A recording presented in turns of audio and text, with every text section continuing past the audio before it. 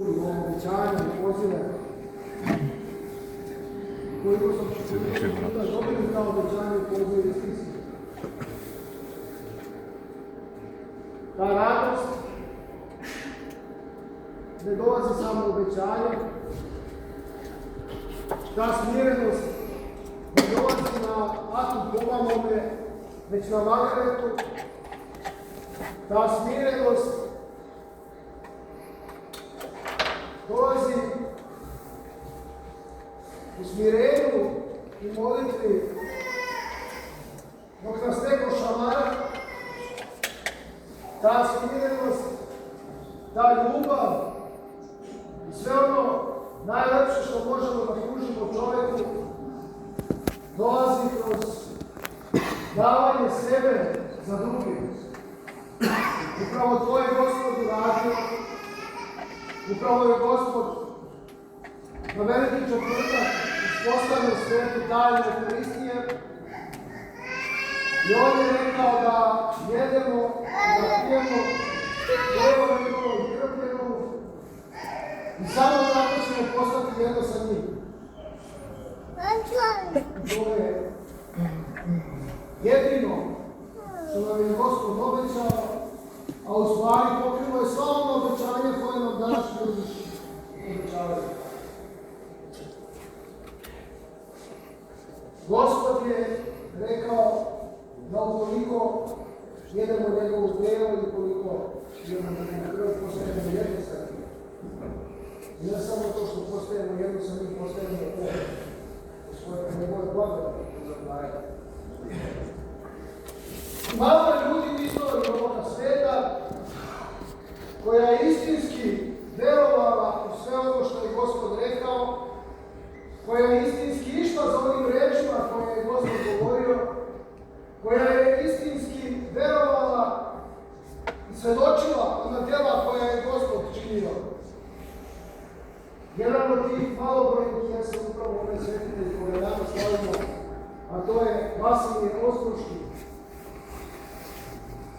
Vasilije Ostroški jeste neko koji je svako slovo onoga svetoga pisma najčitanije, najprevođenije, najštampanije, kako bi mi to rekli, bestseller knjige, upio u sebe, zalepio u svoje srce i živeo svakim slovom te knjige. Vasilije Ostroški postao je vero sa Bogom. Upravo zato što je istinski verovao da Bog jeste taj koji daje radost, koji daje smirenje, koji daje ljubav i samo sa njim možemo postići ono ka čemu svako od nas teži, a to jeste besplatnost. Zajednica sa Bogom. Jer samo što tu jeste besplatnost. Sveti Vasilije Ostroški verovao je u sve one priče koje je Gospod govorio, verovao je u sva ona djela koje je Gospod činio. I upravo, postajući jedno sa Gospodom, ono što je Gospod činio, to On čini i dan danas. Leči slepe, diže trome, daje snagu onima koji ne veruju. On je taj dokaz Božije sile. I ne samo on, nego mnogi. Ali njegu danas pričamo samo zato što je njegov današnji dan. I ne samo današnji dan, nego svi dani, nego i svaka nedelja jeste dan kada se sjećamo svetoga Vasilija Ostroškog, svetoga cara Konstantina, svetoga Jovana Zlatousta, svetoga Nikole, svetoga Save i svih svetitelja.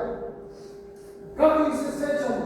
Tako što svake nedelje, svakoga dana kada je sveta liturgija i pominjemo njih, molimo se njih, ostajemo jedno sa njih.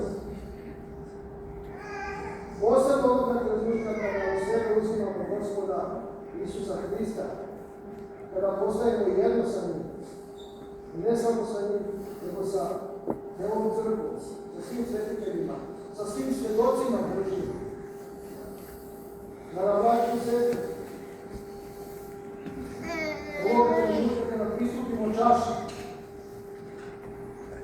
Istog tog trenutka postaćemo jedno sa svim hrišćanima ovoga svijeta. Postaćemo jedno i sa onima na drugoj strani Jordana, i sa onima na drugoj strani Srbije, i sa onima na drugoj strani svijeta. I upravo kada primimo Hrista u sebe, pozdravimo našu braću koja su ovoga trenutka na ostrovu, koji će ovoga trenutka da prime Gospoda Isusa Hrista, i zamolimo ih da se pomole svetom Vasilu Ostroškom za naše zdravlje, za naše spasenje, i da nas pominje Gospod Bog sve dane života našega. Amin.